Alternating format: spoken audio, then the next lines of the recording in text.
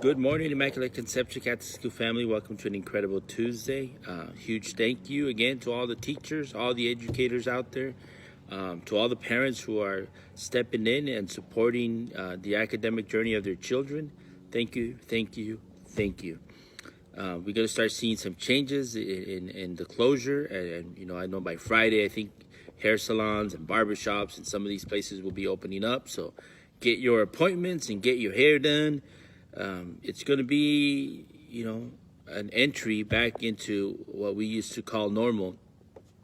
But I hope we leave a lot of the things we used to do out of our life, and we include a lot of the things that we're doing now, especially in appreciating certain things.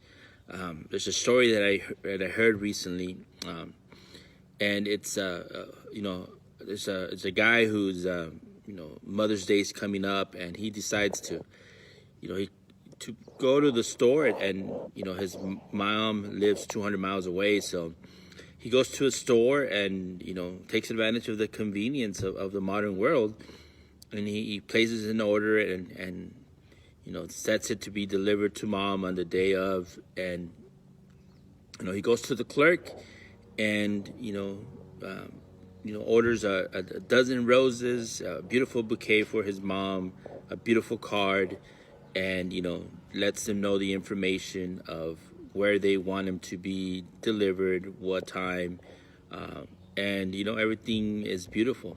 And as he's walking out, he sees a little girl crying, and he asks her what's wrong, and she says that she only has 75 cents, and she wants to buy a rose for her mom. And the guy says, no worries, I'll help you out. How much do you need? He said, I just need $1 to be able to get that rose. So he goes to the clerk and helps the little girl buy the rose. And he asks her about, so where is your mom? He says, and do you want me to give you a ride? So she's like, yeah, please, would you give me a ride to see my mom? And he's like, sure, why not? So he's feeling generous, right? And so she gets in the car and he starts driving, and she directs him to the cemetery to go leave the rose on her mom's grave. So he gets back in the car and heads immediately back to the flower shop to cancel his order. Instead, he decides to buy the flowers and drive the 200 miles to see his mom in person. I know there's a lot of families here who wish they had that opportunity. They don't have the luxury of social distancing is not the problem. The problem is greater than that, and that's why we need to step in for each other and help each other. The reason I fell in love with this community is because of how much support we offer each other. So let's not lose that when all these restrictions are, taken off. This desire to be with each other rather than always take what's convenient. Have a great day. Buenos días, ¿cómo están? Mire, felicidades a todos los maestros de nuevo y a todos los papás. Gracias por el apoyo. Nos han ayudado mucho en apoyar a sus hijos en el estudio, y les agradecemos mucho. Creo que ya el viernes van a empezar a levantar la orden y vamos a poder, creo que van a las peluquerías y los salones de belleza y ciertas cosas van a abrir, así que hacer citas, ¿verdad? Para pintarse el cabello y cortarse el cabello, hay que aprovechar.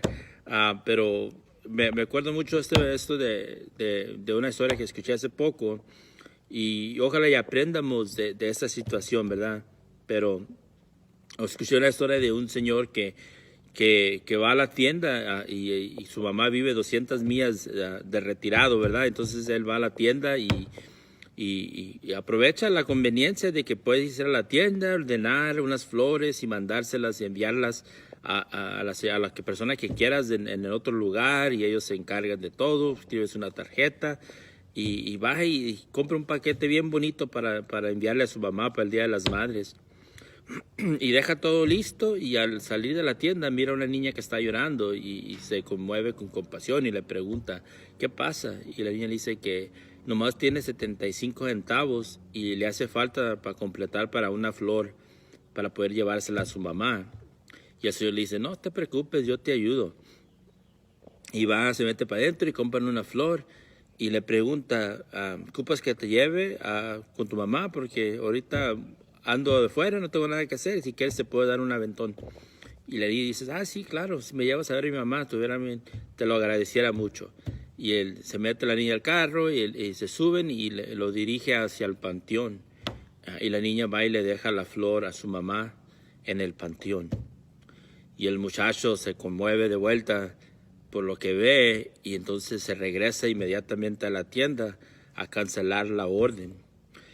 Y mejor ordena las flores y todo y se las mete al carro y decide ir a visitar a la mamá en persona y dejar la conveniencia, ¿verdad? Entonces, esto que estamos pasando ahorita, yo sé que hay muchas familias que nomás porque ya no va a haber, ya no van a levantar la orden, significa que tienen esa oportunidad.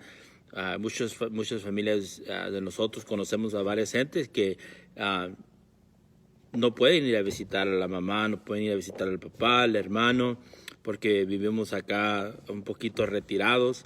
Así que por eso es necesario que sigamos unidos como comunidad, buscándonos, compartiendo. Y dejar la conveniencia a veces no es la mejor opción. Aunque sea conveniente poder mandar, enviar cosas de lejos, hay que tomar ese paso extra de hacerlo en persona si se puede, porque no sabemos cuánto tiempo nos queda, ¿verdad?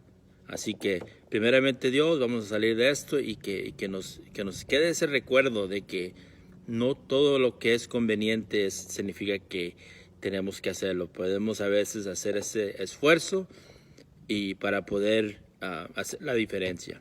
Que tengan muy buen día.